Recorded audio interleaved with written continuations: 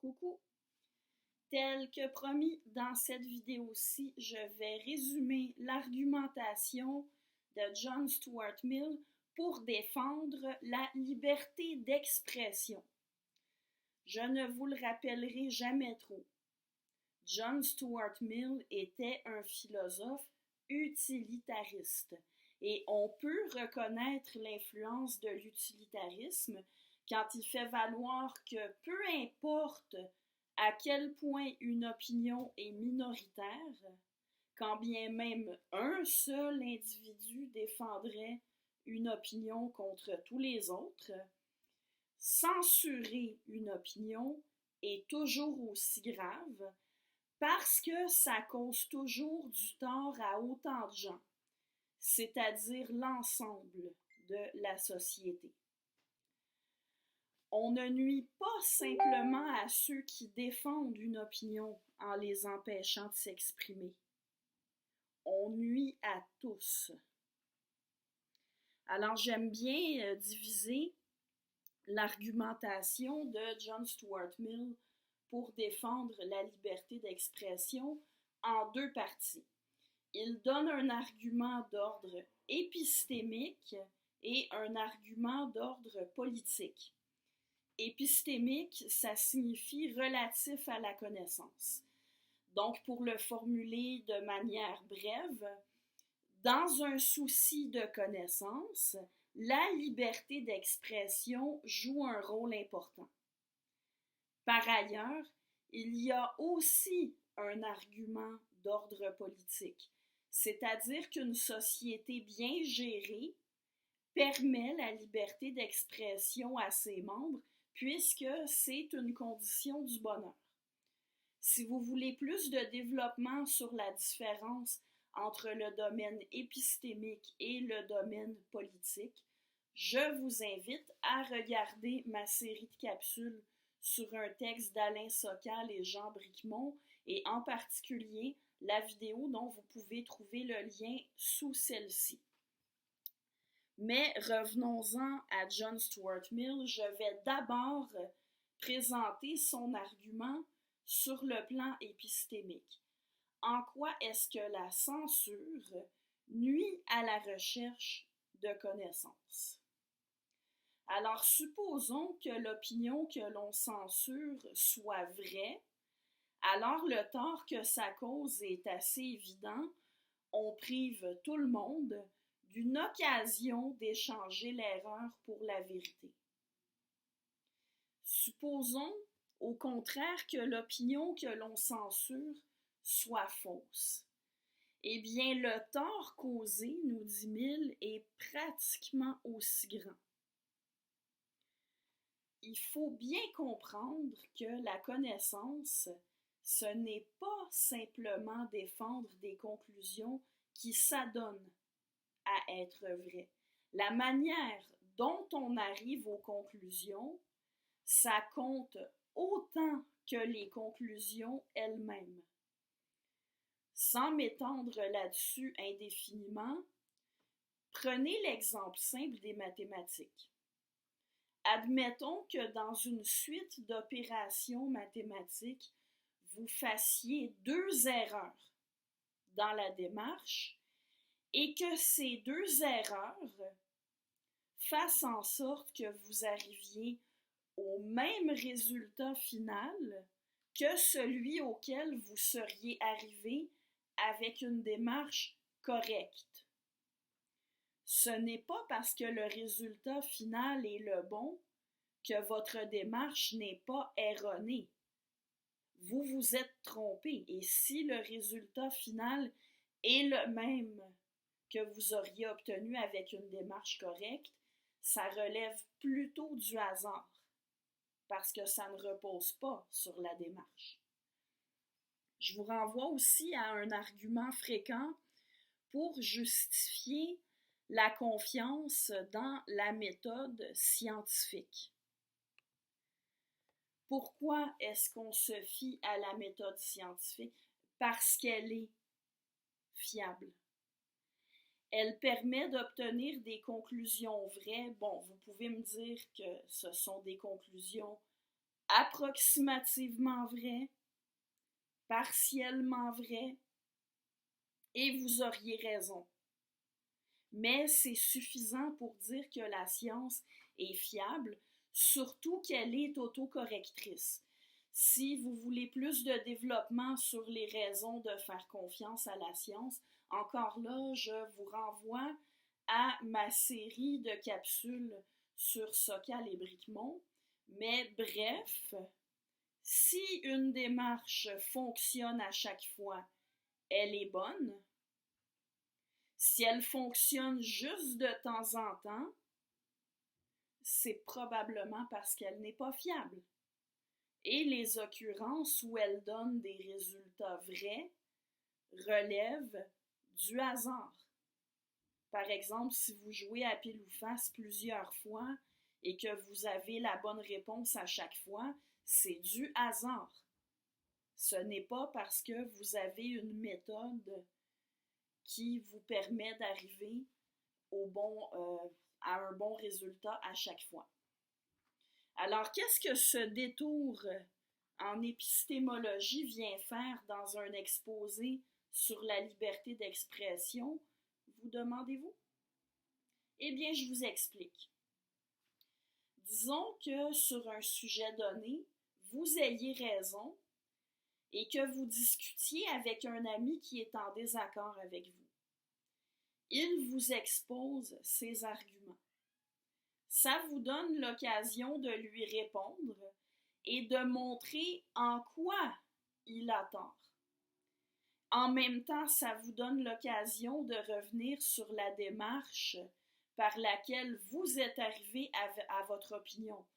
Et le fait de revenir sur les prémices qui soutiennent votre opinion donne lieu, comme le disait Mill, à une perception plus claire de la vérité. Mais si votre interlocuteur avait été censuré, vous n'auriez pas eu cette occasion-là.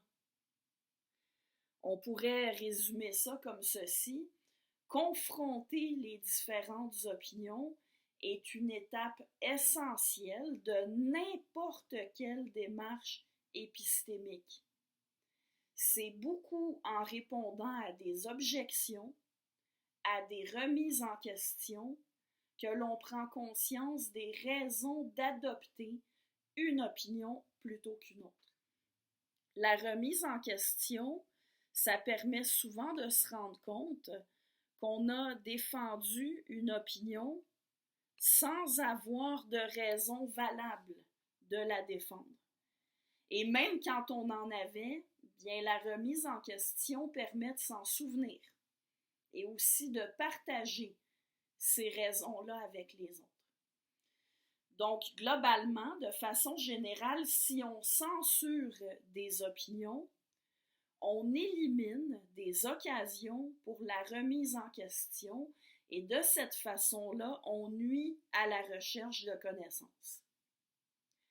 Passons à l'aspect politique de la défense de la liberté d'expression, sur lequel je serai plus brève puisque je vais développer davantage sur l'importance politique de la liberté dans la prochaine capsule. Comme je l'ai mentionné dans une précédente vidéo, le libéralisme fait un principe central de celui de laisser chacun vivre selon sa propre conception du bien. Pour que chacun puisse développer sa propre conception du bien, il doit avoir l'occasion d'être exposé à diverses conceptions du bien. Et pour cela, il faut bien évidemment qu'on puisse échanger librement sur les diverses conceptions du bien. Pour finir, j'aimerais mentionner certaines applications concrètes de la liberté d'expression. Vous aurez deviné que dans un État libéral, on ne peut pas censurer la critique des religions, par exemple. Même s'il y a la liberté de religion, les religions incluent généralement une conception du bien et les conceptions du bien doivent être librement défendues et critiquées. Et toutes les opinions, de toute façon. La liberté de religion ne permet pas la censure parce que la liberté d'expression est aussi un droit. Un État libéral ne pourrait pas interdire à des gens d'être créationnistes. C'est exprès que je choisis cet exemple-là parce qu'il y a une précision importante à faire. En ce qui concerne l'école, Mill était favorable que pour tout ce qui touche les faits, on enseigne à l'école ce qui a été prouvé. Donc, en retournant à sa théorie, il semble qu'on y soit conforme en imposant la théorie de l'évolution comme devant être enseignée à l'école, sans qu'on présente d'autres alternatives. La supériorité épistémique d'une théorie est reconnue comme une raison valable de lui conférer une supériorité, un statut supérieur à l'école. Sur des questions morales, par contre, Mill prônait la diversité, y compris dans le milieu de l'éducation. À partir de là, une longue discussion pourrait s'ensuivre. Est-ce qu'il n'y a pas des valeurs quand même qui sont non négociables, qu'on devrait inculquer aux enfants dans les écoles? D'ailleurs, c'est à noter que Mill lui-même présente, pour ainsi dire, la liberté comme une valeur non négociable. Et je vais revenir sur ce point-là dans une prochaine capsule consacrée à montrer la différence entre le libéralisme et le relativisme moral.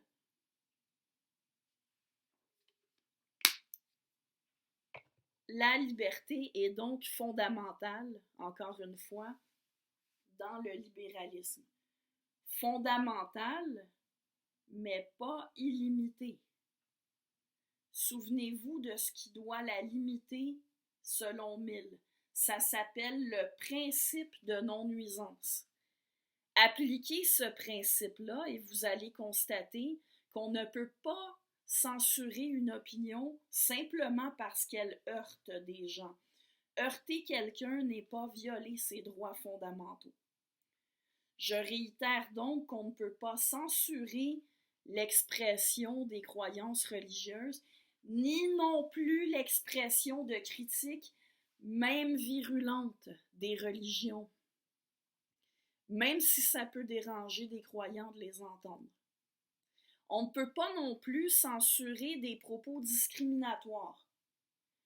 Du moins, si on s'en tient à la théorie de Mill, des propos discriminatoires peuvent heurter, mais ils ne sont pas une atteinte à des droits fondamentaux. Dernier exemple, aujourd'hui, il y a beaucoup de controverses autour de ce qu'on appelle communément la théorie du genre. Elle est critiquée aussi bien par des conservateurs que par des féministes. Et ceux qui critiquent la théorie du genre se font souvent reprocher de tenir des propos discriminatoires envers les personnes trans. Je ne vais pas développer sur ma position à ce sujet-là ici. Je vais m'en tenir à mon sujet qui est le libéralisme. Si on applique strictement les principes du libéralisme, la critique de la théorie du genre doit être protégée contre la censure.